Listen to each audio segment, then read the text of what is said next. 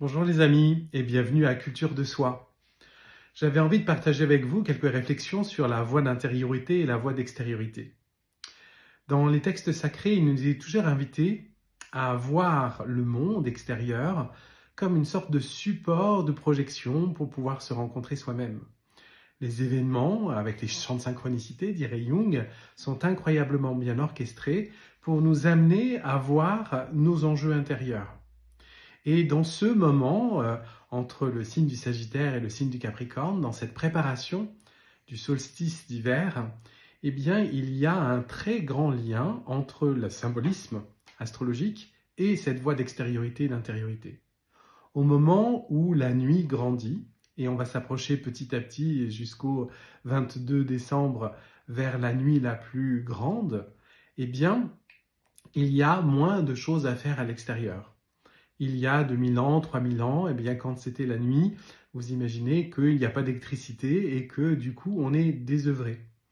Puisqu'il y a moins de choses à faire à l'extérieur, forcément on est disponible pour la lumière intérieure.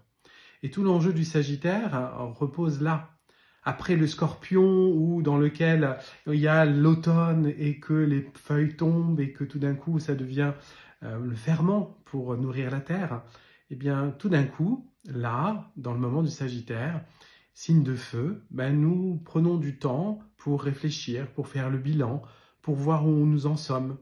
Et tout le symbole du Sagittaire, c'est cette partie animale, instinctive, pulsionnelle, qui est très en lien avec le signe précédent, qui est le signe du Scorpion. Et puis tout d'un coup, on entre là, dans la partie humaine, au-dessus de la condition animale, on s'élève et on s'humanise. On se donne une bonne réflexion, on se donne le temps d'aller mesurer où est-ce qu'on en est, quel est le bilan de notre année, qu'est-ce que l'on projette pour l'année d'après, quelle est la transition qu'on veut mener.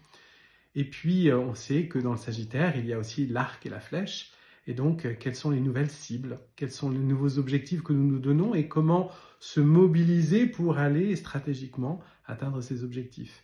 Et donc, voilà, il y a ce moment du désir, de la volonté, de la joie de s'élever, de se projeter, d'avoir cet optimisme-là qu'on va tirer les prises de conscience de l'année qui vient de s'écouler pour aller enrichir l'année qui va commencer.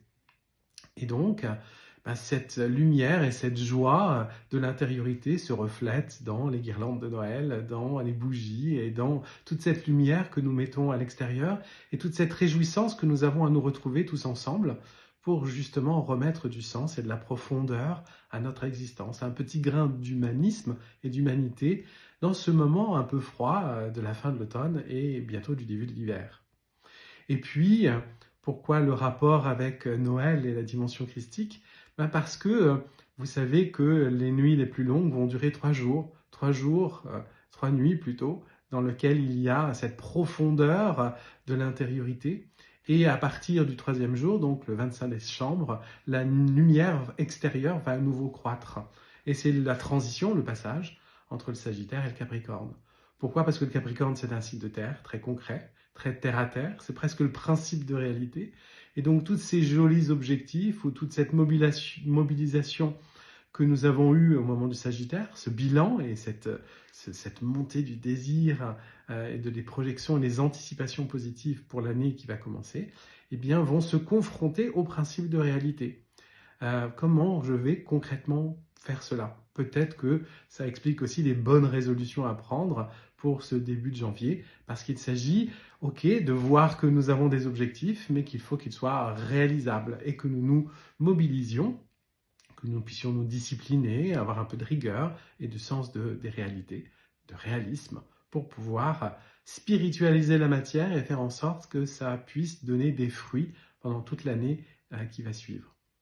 Et donc, à l'occasion de ce passage-là, très en lien avec le Christ, passer 3 jours dans les profondeurs de nous-mêmes, inferno, comme le Christ a pu descendre dans les enfers pendant 3 jours, apportant ensuite la promesse de tous les hommes et les femmes de bonne volonté de trouver la force spirituelle de grandir en lumière, je vous souhaite de magnifiques fêtes.